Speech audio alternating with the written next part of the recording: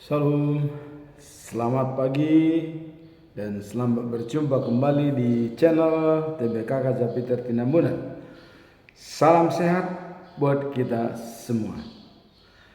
Firman Tuhan pada hari ini di hari yang ke-221 tanggal 9 Agustus tahun 2025 diambil dari kitab Nabi Yesaya pasal 11 ayat yang ke-7 sampai dengan 8. Perikop kerajaan damai. Itulah perikop. Sebagai nats adalah sebagai berikut.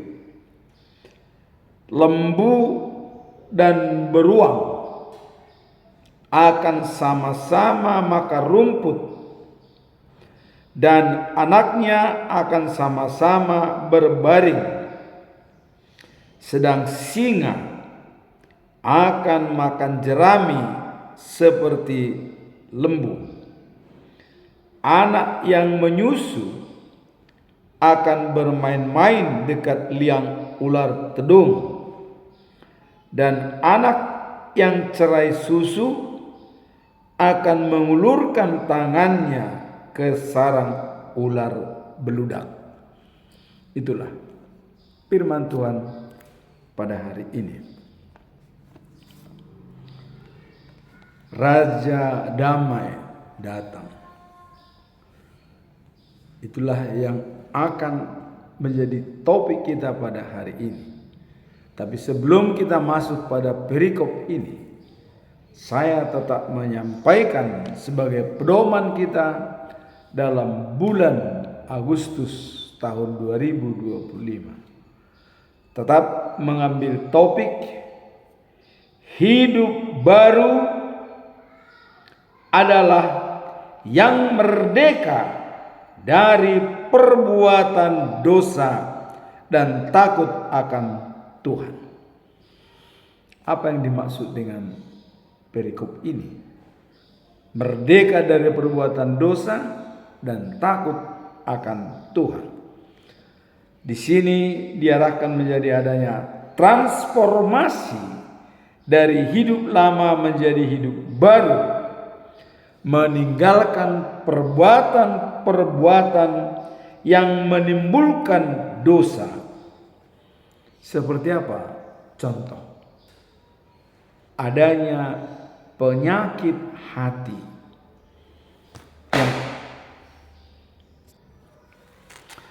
Adanya penyakit hati seperti dalam manajemen jati diri digambarkan penyakit hati adalah buruk sangka, paradigma yang salah, paradigma yang keliru.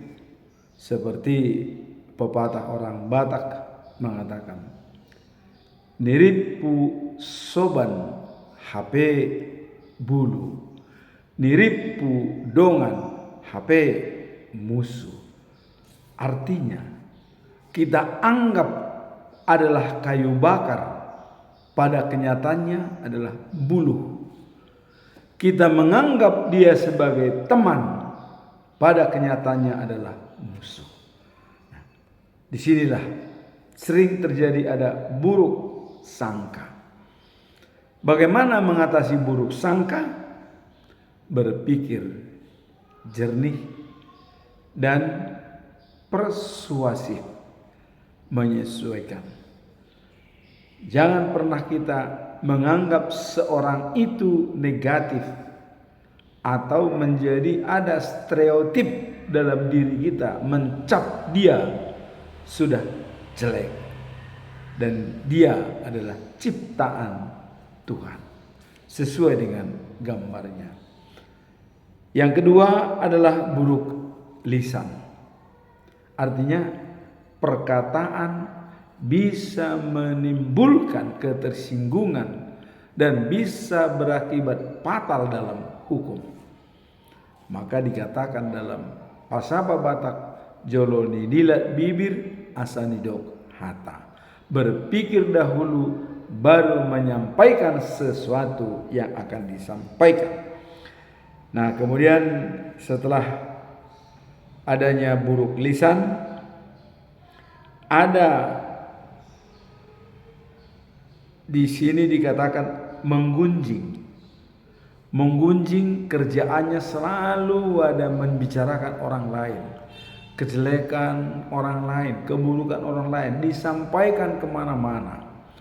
Disinilah dia berfungsi sebagai gunting. Artinya selalu memberikan berita yang kurang baik. Bukan menyelesaikan masalah, tapi menciptakan masalah. Nah, kemudian dikatakan ada dengki. Dengki adalah senang lihat orang susah dan susah lihat orang senang. Nah, kemudian ada marah. Amarah cepat muncul, bisa menghalalkan segala cara untuk melampiaskan amarah. Padahal Aristoteles mengatakan amarah tidak boleh dilampiaskan dan tidak boleh dipendam, tapi kelola amarah itu dengan baik, yaitu marah kepada orang yang tepat, tujuan yang tepat, dan waktu yang tepat lakukan. Dan marah ada interval. Jangan satu harian marah terus tanpa ada henti, dan itu bisa berakibat fatal, akibat emosi. Tapi kelola marah itu. Marah misalnya cukup 5 menit, ya. Habis itu marah lagi, silahkan. Marah bisa satu harian, tapi ada interval, ada rencana marah. Untuk apa marah itu dijalankan? Ada jalan keluar. Nah, kemudian setelah marah dikatakan ada serakah. Nah, ini orang serakah ini adalah pikiran yang picik. Dia sudah punya segalanya, tetapi masih ada dimiliki orang lain. Dia kepengen apa yang dimiliki orang itu untuk diambil buat dia, padahal dia sudah memiliki segalanya. Dan biasanya orang seperti serakah sangat kikir, artinya tidak buas dalam memberi, tidak legowo dalam memberi, karena selalu ingin mengumpulkan bagi dirinya. Itulah yang dikatakan serakah. Kemudian jangan ria, artinya pamer dengan pemberian kepada seseorang. Dia menyampaikan kepada semua orang, ya. Bahkan katakan Yesus, kalau Anda memberi sedekah dengan tangan kanan dan jangan diketahui oleh tangan kiri. Artinya berikanlah itu dengan diam-diam. Kalau sumbangan itu anonim, ya, artinya tidak pakai nama, begitu. Nah, kemudian kalau kita lihat dalam Alkitab yang menggambarkan dosa yang harus kita hindari, tadi dikatakan harus merdeka dari perbuatan-perbuatan dosa.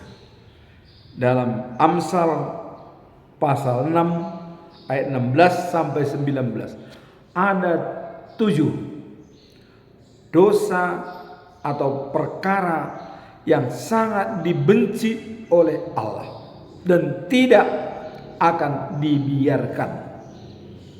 Ada 7. Yang pertama adalah sikap yang sombong. Jadi baru sikap, belum perlakuan, sudah dibenci oleh Allah. Berarti pikiran kita juga yang memikirkan sombong itu sudah dibenci oleh Allah. Belum dijalankan, baru sikap, baru rencana, sudah dibenci. Apalagi dijalankan kesombongan tersebut. Yang kedua, tangan yang membunuh orang yang tidak bersalah. Jadi orang yang tidak bersalah kok dicelakakan atau dibunuh. Ini juga sangat dibenci oleh Allah. Dan kita lihat dalam kekerasan anak, sampai ayah kadang-kadang tega membunuh anaknya, padahal anak yang masih tidak tahu apa-apa, tapi bisa tega membunuh anak kandung sendiri. Ini juga Allah sangat benci terhadap orang tersebut. Nah, kemudian yang ketiga adalah mulut yang berbohong, selalu mengutarakan dusta, tidak pernah berkata jujur, banyak kebohongan. Nah, kemudian yang keempat adalah otak yang merencanakan hal-hal yang jahat. Jadi otak dan pikiran kita, kalau kita merencanakan sesuatu yang jahat, itu sudah dibenci oleh Allah. Tetapi ada orang rencana dan pikirannya yang baik itu dihargai oleh Allah. Seperti kemarin kita katakan, Daud baru dia merencanakan akan membangun bait suci bagi tempat tabut perjanjian Allah yang dibawa dari Mesir, yang selama ini mengembara di kemah, akan dimasukkan di bait suci. Respon positif dari Allah sangat-sangat bagus. Allah mengatakan, sampaikan kepada Daud, kepada Nathan disampaikan. Bukan dia yang membangun rumah ibadah, tapi anak kandungnya sendiri. Itu janji pertama. Janji kedua, dari keturunannya akan menjadi raja segala raja, dan pemerintahannya di kota Sion. Itulah nanti kedatangan di Yerusalem yang baru. Maka ada kaitannya dengan ayat hari ini. Kedamaian yang abadi ada di kota Sion. Dan itulah dikatakan berdamai semua makhluk ciptaan Tuhan. Nah, kemudian kita lihat yang dibenci oleh Allah yang kelima. Jadi tadi otak yang merencanakan jahat pun itu sudah dicap Allah untuk dibenci dan tidak akan dibiarkan. Walaupun dia kelihatannya hidup, tapi masih ada hidup setelah kehidupan saat ini. Apakah bagi dia kematian setelah hidup saat ini?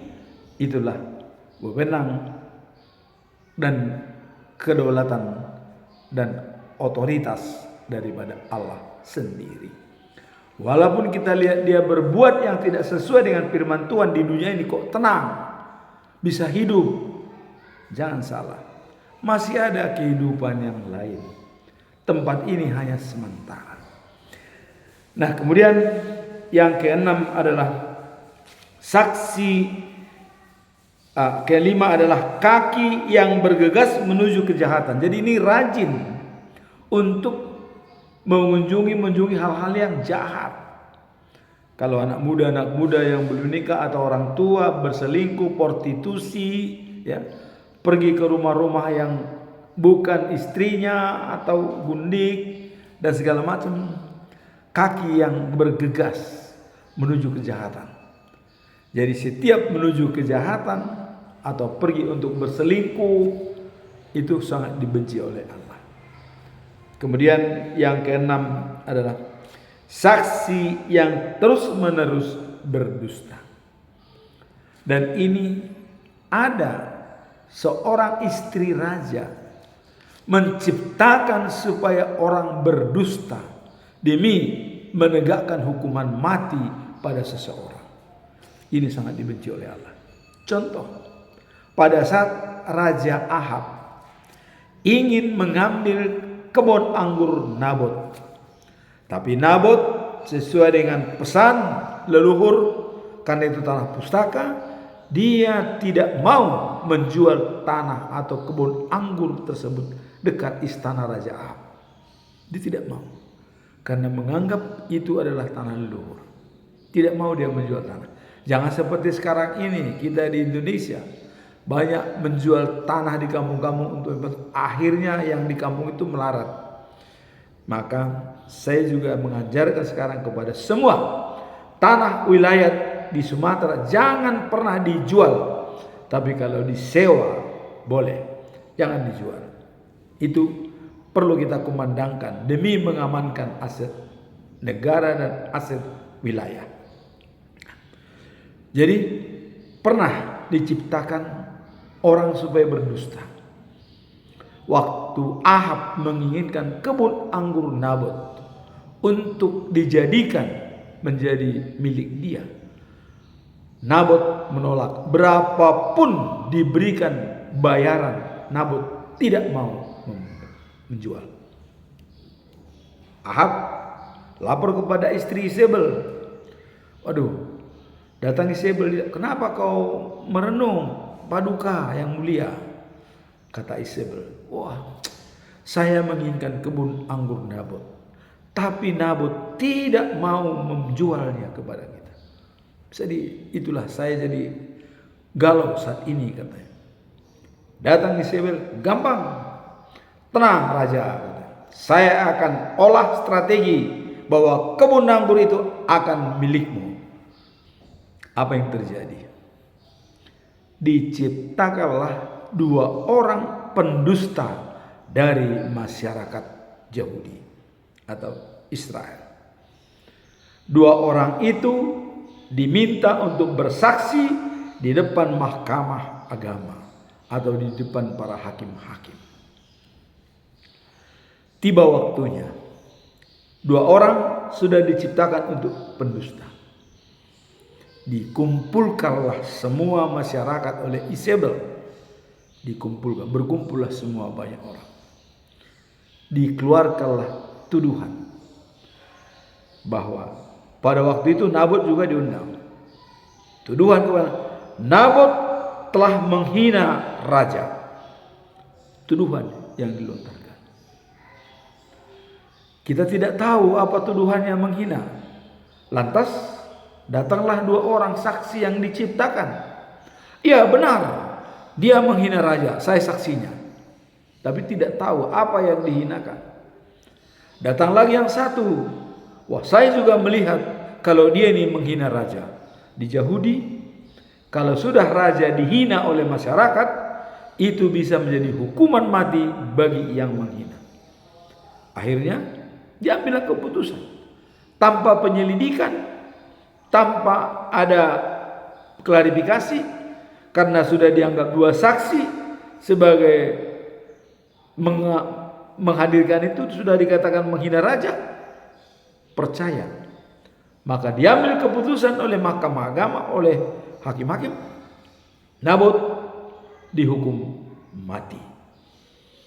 Inilah saksi yang berdusta, akibatnya orang dihukum mati. Akhirnya dihukum oleh rakyat, dilempari pakai batu sehingga Nabot mati di lapangan. Setelah dia mati, datanglah Isabel. Hai Ahab, ambillah kebun anggur itu menjadi milikmu. Sudah selesai. Tapi apakah persoalan ini selesai? Tidak. Tuhan Allah mengatakan, karena Ahab dan Isabel sudah melanggar apa yang saya tuh, maka darahmu akan dijilati oleh anjing, akan mati. Juga Isabel akan mati tidak karu-karuan. Ya, padahal kita lihat bagaimana waktu Ahab mau berperang, dia kena panah dan juga mau mati, dan sampai sore dia mati itu di dekat pengirikan anggur dan dekat air, dan darahnya dijilati oleh anjing. Terbukti. Isabel juga jatuh dari rumahnya lantai 2, ya, karena ada yang datang pasukannya si Joab, sehingga dia jatuh mati, darahnya pun dijilatin anjing, ya, dan bahkan mayatnya tidak dikenal. Inilah saksi yang terus berdusta. Jadi janji Allah yang mengatakan bahwa ada 7 perkara yang dibenci, Allah tidak akan membiarkannya. Ini terbukti pada Raja Ahab dan istrinya Isabel, karena mereka menciptakan saksi yang terus menerus berdusta. Nah, kemudian yang ke-7 terakhir adalah orang yang menciptakan permusuhan terhadap saudaranya. Bagaimana dengan situasi kita di negara ini? Apakah ada menciptakan permusuhan di antara saudara? Apakah ada membuat tarombo yang mengakibatkan bermusuhan antara saudara, sebelumnya aman-aman saja. Mari kita lihat, kita kembalikan Allah yang akan melihat ini. Karena di sini dikatakan orang yang menimbulkan permusuhan di antara saudara. Sudah terjadi. Seperti tarombo Parna, si 5 Oppu dan si 2 Oppu, terjadi permusuhan, kekerasan. Tapi di satu pihak meluruskan, berjalan sesuai koridor yang ada. Pertanyaan bagi kita, apakah ini termasuk saudara yang menimbulkan permusuhan di antara saudara? Mari kita renungkan. Kita serahkan kepada yang membuat. Dan kita kembalikan kepada ayat hari ini yang disampaikan oleh Tuhan Allah dalam Amsal pasal 6 ayat 16 sampai 19. Orang tidak akan membiarkan orang yang menimbulkan permusuhan di antara saudara. Itu sedikit bisa kita lihat gambaran. Dan ini adalah Allah tidak pernah ingkar pada janjinya. Nah, kemudian untuk mengatasi semua itu, maka langkah utama kita adalah realisasikan kemenangan pribadi dalam diri kita masing-masing. Private victory. Kalau di dalam istilah orang Batak dikatakan ya, patun hanguluan tois hamagoan. Pertama. Yang kedua, joloni dilat bibir asanidok hata. Yang ketiga, nilakka tujolo sinarihot tubudi. Arti yang pertama tadi adalah patun hanguluan tois hamagoan. Kalau kita selalu sopan santun dalam menghadapi setiap stimulus yang ada, maka itu menjadi kehidupan bagi kita. Tapi kalau kita tidak menghiraukan kesopanan dan bahkan kita ego segala macam, itu bisa menjadi kematian. Kemudian yang kedua, private victory bagi orang Batak, joloni dilat bibir asani dokhata. Berpikirlah dulu sebelum bertindak. Jangan seperti orang bodoh, bertindak dulu baru berpikir, atau pajolo gogo papudi uhu. Jadilah orang bijak, berpikir dulu baru bertindak. Pikirkan apa yang akan terjadi apabila dia melaksanakan hal ini. Jadi di sini dikatakan bukan bagaimana nanti, tetapi harus berpikir nantinya bagaimana. Itu yang kita utamakan. Nah, kemudian dalam kemenangan pribadi tersebut, private victor yang ketiga, nilakka tujulu sinarihot tubudi. Jangan asal melangkah. Begitu kita melangkah, kita pikirkan apa akibatnya. Itulah falsafah Batak. Nilakka tujulu sinarihot tubudi. Itulah yang merupakan inti daripada hal ini. Nah, kemudian dari mana kita lakukan?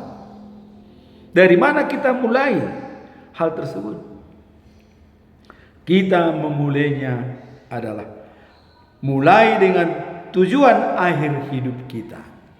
Apa tujuan akhir hidup kita? Begin the end in mind. Tujuan akhir hidup kita selalu saya katakan adalah life after life, the new of Jerusalem.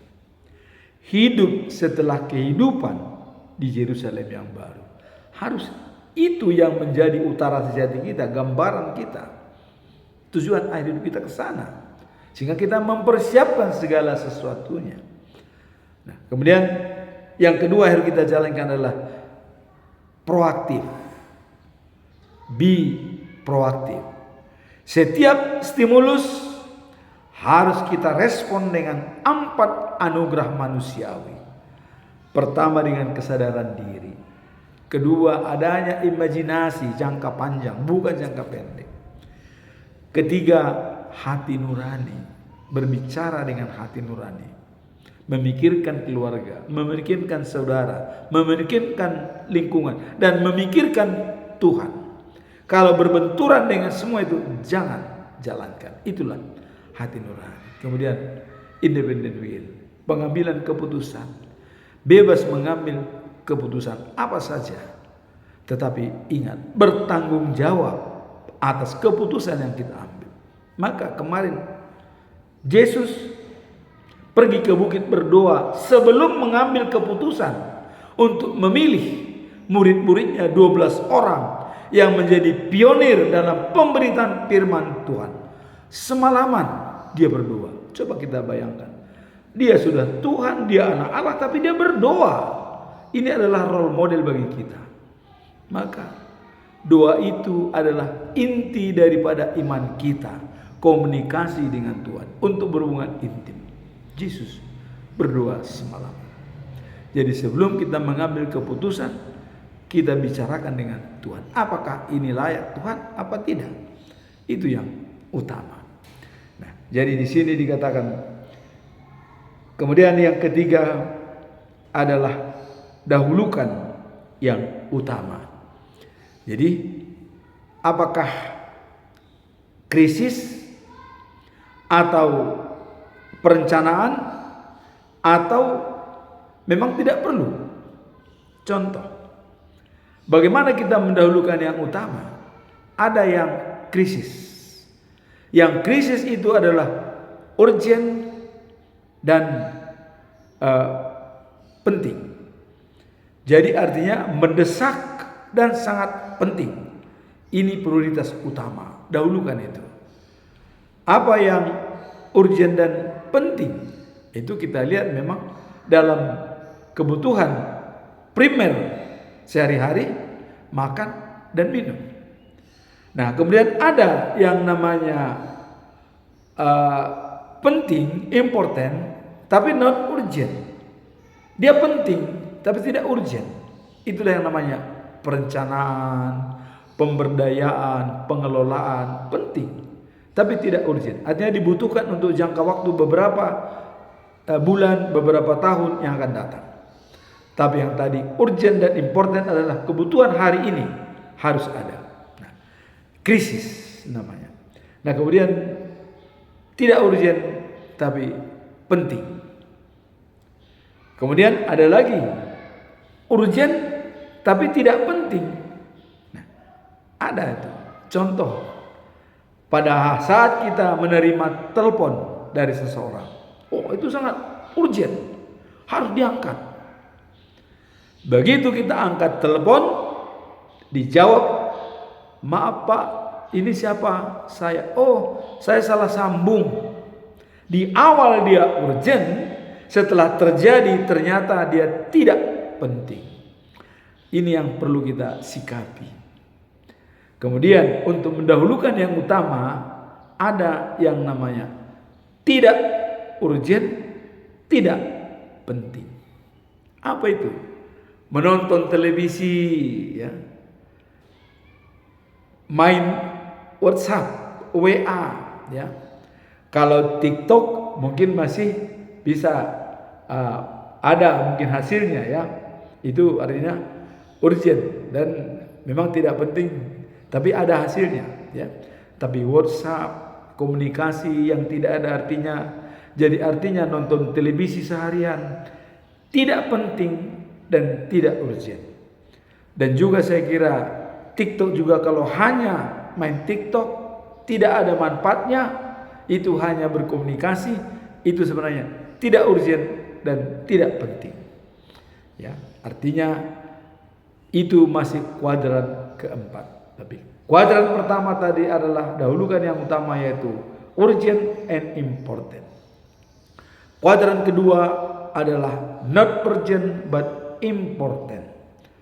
Kuadran ketiga adalah important but not important. Kuadran keempat adalah not urgent dan not important. Di sini kita untuk kemenangan pribadi harus kita jalankan hal-hal tersebut. Dahulukan yang utama. Kalau di dalam firman Tuhan jelas dalam Matius pasal 6 ayat 33. Carilah dahulu kerajaan Allah, baru yang lainnya akan diberikan. Jadi komunikasi dengan Tuhan adalah sangat urgent and important. Penting dan urgent komunikasi dengan Tuhan. Kenapa? Karena kita tidak bisa menjamin kalau besok kita masih hidup. Tapi hari esok adalah kepastian. Apakah pasti bagi saudara? Pasti bagi saya? Ya, tidak, belum tentu. Disitulah pentingnya dan urgennya kita komunikasi dengan Tuhan, berdoa setiap saat. Napas kita adalah doa. Dan Daud sudah mengatakan bahwa dirinya adalah rumah Tuhan. Dia berada di rumah Tuhan sepanjang masa. Dianggap dirinya sebagai rumah Tuhan. Kebajikan dan kemurahan belaka pada dirinya seumur hidup. Nah, apakah kita mampu menjadikan diri kita menjadi rumah Tuhan? Mari kita renungkan.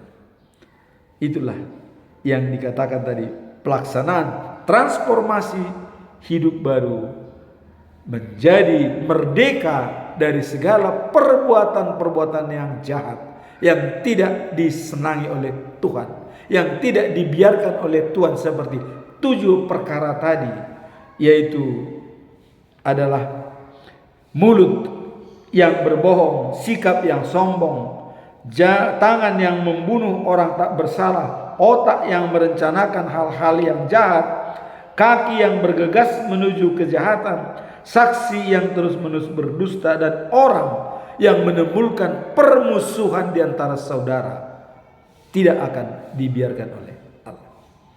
Mari kita renungkan ayat ini dalam kehidupan kita sehari-hari. Nah, sekarang kita masuk dalam perikop hari ini. Perikop hari ini adalah dikatakan bahwa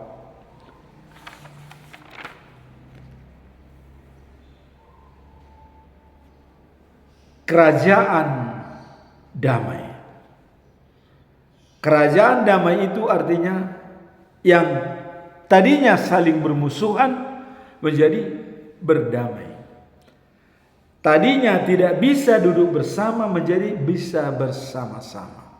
Seperti lembu, ya, bisa bersama-sama dengan beruang, ya, bisa bersama-sama. Singa dengan anak-anak manusia bersama dengan ular, anak-anak lembu bersama dengan beruang. Apa latar belakang daripada perikop ini? Mari kita lihat. Ayat ini mengajak, ya, dan pada penggambaran masa depan yang damai, di mana kedamaian dan keadilan akan menjadi nyata di bawah pemerintahan Mesias.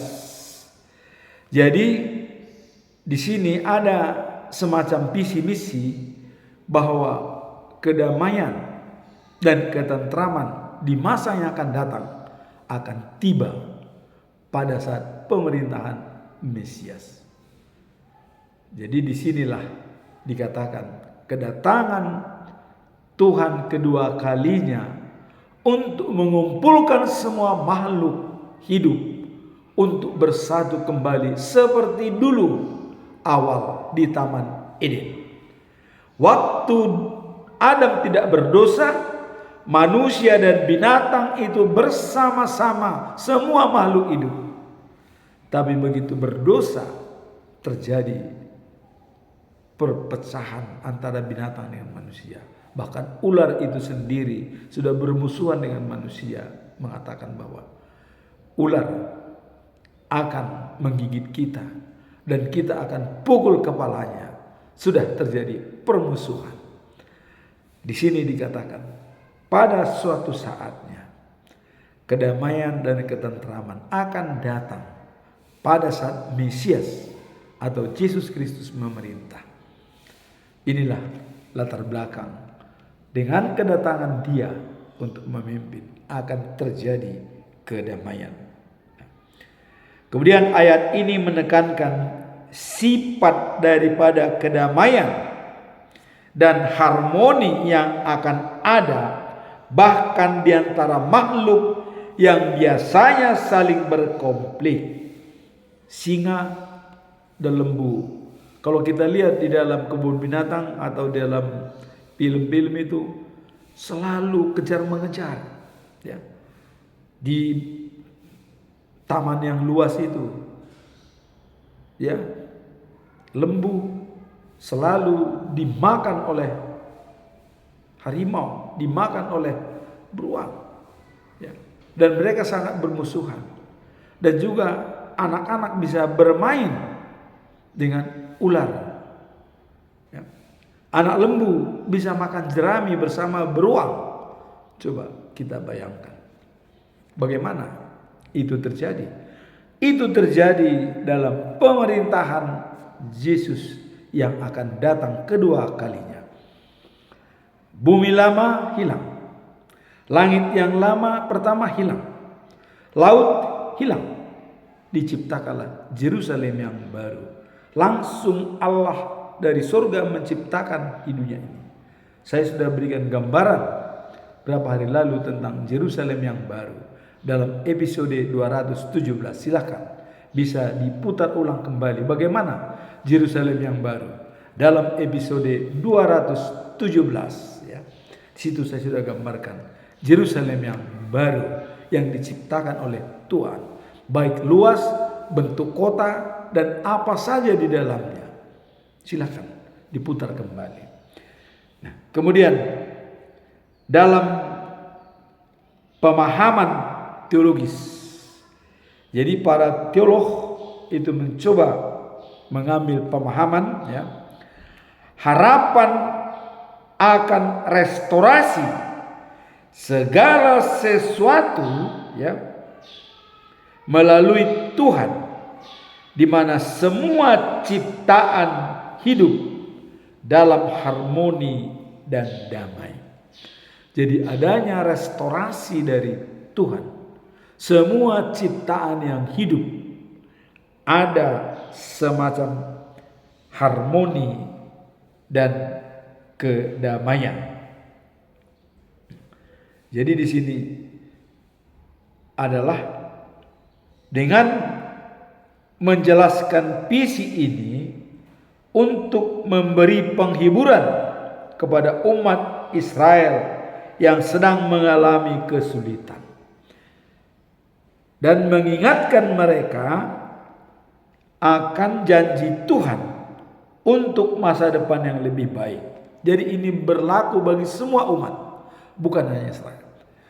Di Yerusalem yang baru nanti tidak ada lagi tangisan, tidak ada lagi penderitaan, semua kebahagiaan yang dijanjikan oleh Tuhan.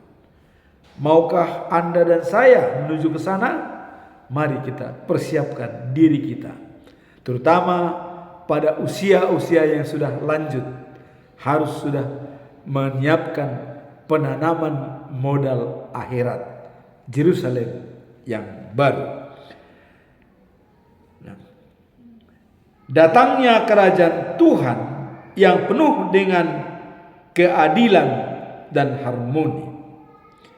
Bila kondisi saat ini kita merasa tidak adil dan kacau, Tuhan akan menyelesaikan segala sesuatunya dan kebaikan bagi umatnya. Jadi janji ini memberikan pengharapan yang datang bagi kita yang sedang mengalami kesulitan, bahwa, ya, masa depan menanti kita, yaitu life after life, the new Jerusalem. Kita baca kitab Wahyu pasal 21 ayat yang ke-9 sampai 27. Itulah janji Tuhan menciptakan Yerusalem yang baru untuk menghibur semua umat yang masa di dunia menderita, tapi setelah berada di sana akan dihapus semua air mata itu dihapus. Tidak ada lagi tangisan, tapi yang ada adalah kebahagiaan. Sekarang apa tujuan utama daripada perikop ini? Apa tujuan utamanya? Bahwa menjanjikan damai di dalam kedatangan Mesias yang kedua kalinya. Tidak ada pertentangan. Tujuan utamanya adalah untuk menggambarkan masa kedamaian dan keadilan yang akan datang melalui Mesias, di mana semua makhluk hidup dapat hidup berdampingan tanpa rasa takut, sebagai simbol dari pemulihan dan harmoni yang dikehendaki oleh Tuhan. Jadi tidak ada lagi di sana merasa terkucilkan. Semua berdamai. Semua makhluk hidup, binatang buas, binatang liar, semua berdamai. Itulah tujuan utama daripada perikop ini. Tidak ada lagi tangisan, tidak ada lagi keluhan. Kalaupun kita menderita di dunia ini, akan tiba saatnya bahagia di sisi Tuhan. Dengan kunci, jangan jemu-jemu berbuat baik, karena kita akan menuai pada saatnya Yerusalem yang baru kalau kita tidak lemah. Itulah kuncinya. Nah, kemudian kalau kita lihat di sini, apa pesan moral daripada perikop ini? Pesan moralnya adalah kita dihadapkan pada gambaran tentang kedamaian dan harmoni, yang akan datang melalui pemerintahan Mesias. Jadi pesan moral utamanya adalah pentingnya cinta dan kesehatan hubungan antara makhluk hidup, serta penunjukan keadilan dan kebenaran. Jadi di sini adalah cinta dan keadilan dan kebenaran. Jadi hubungan yang sehat dengan Tuhan akan mengalami perbaikan dalam janji Tuhan yang diberikan kedamaian bagi semua makhluk hidup. Jadi karena Allah itu adalah kasih, maka barang siapa tidak memiliki kasih tidak mengenal Allah. Itu key point daripada karakter Allah. Maka kita wajib menjalankan karakter Allah. Nah, kemudian dalam Yesaya pasal 11 ayat 78, dan lembu dapat makan rumput bersama singa, dan anak singa akan makan jerami seperti lembu. Ini menggambarkan kedamaian akan tiba bila Mesias sudah memerintah. Nah, dalam konteks spiritual, ini menunjukkan, dalam konteks spiritual menunjukkan kita bahwa kehadiran Tuhan dalam hidup kita membawa transformasi yang mendalam untuk menciptakan lingkungan yang lebih damai dan penuh kedamaian. Jadi dengan menghadirkan Tuhan di dalam diri kita, kita bisa menjadi transformasi, membawa lingkungan yang damai, kebersamaan yang indah dengan kehadiran Tuhan dalam diri kita. Itulah pesan moral daripada perikop ini. Sekarang, apa implementasi atau penerapan dari perikop ini. Nah, keadaan damai dan harmoni akan tercipta ketika Mesias memerintah. Kedatangan Allah, kedatangan Yesus yang kedua kalinya, kedamaian dan keharmonisan akan tercipta. Nah, kemudian penggambaran berbagai makhluk yang biasanya menjadi musuh serta satu sama lain hidup dalam permusuhan, itu berubah menjadi hidup berdampingan dan berdamai. Apa maksud daripada pernyataan ini?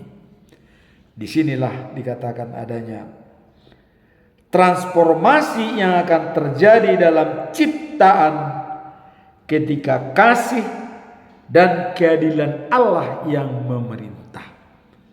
Artinya kalau sudah Allah sendiri yang memerintah, memimpin, maka terjadi transformasi dalam ciptaan, yaitu keadilan dan kesejahteraan.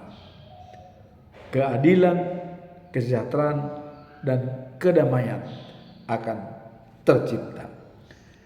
Hal ini bagaimana untuk kita? Perikop ini mengajak kita untuk menciptakan lingkungan yang mendukung persatuan dan kebersamaan meski dalam ketidaksamaan. Jadi menciptakan lingkungan yang damai walaupun di sana terjadi ketidaksamaan atau jenjang yang sangat berbeda pada saat makhluk diciptakan. Tapi setelah Mesias yang memerintah, terjadi transformasi dalam ciptaan ketika kasih dan keadilan Allah memerintah. Jadi ini mengajak kita untuk menciptakan lingkungan yang mendukung persatuan dan kebersamaan meski dalam ketidaksamaan. Jadi kita harus mendukung persatuan dan kebersamaan dari ketidaksamaan makhluk yang ada. Ciptakan lingkungan yang kondusif. Nah, kebersamaan. Nah, kemudian kita lihat seperti yang tadi kita sebutkan adalah beruang, dan singa bisa bersatu dengan lembu, manusia, anak manusia dengan ular. Walaupun ketidaksamaan bisa menciptakan lingkungan yang kondusif dan aman apabila sudah Tuhan datang memerintah. Dan tanda-tanda daripada datangnya Tuhan bukan gempa bumi, bukan banjir, bukan perang, tapi langit baru hilang, bumi pertama ini hilang, langit yang lama hilang, dan datanglah bumi dan langit yang baru, Yerusalem yang baru. Itu tanda-tanda kalau sudah mau datangnya kerajaan Allah di dunia ini. Jadi kalau yang ada gempa bumi, yang ada banjir, itu hanya peringatan bagi kita bahwa Allah itu masih ada.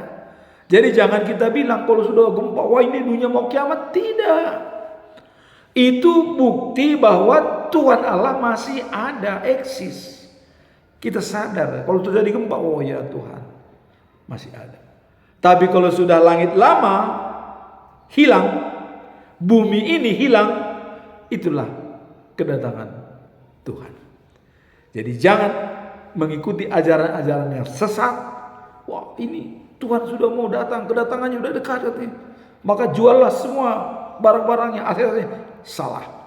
Jangan mau terbelenggu dengan ajaran-ajaran sesat.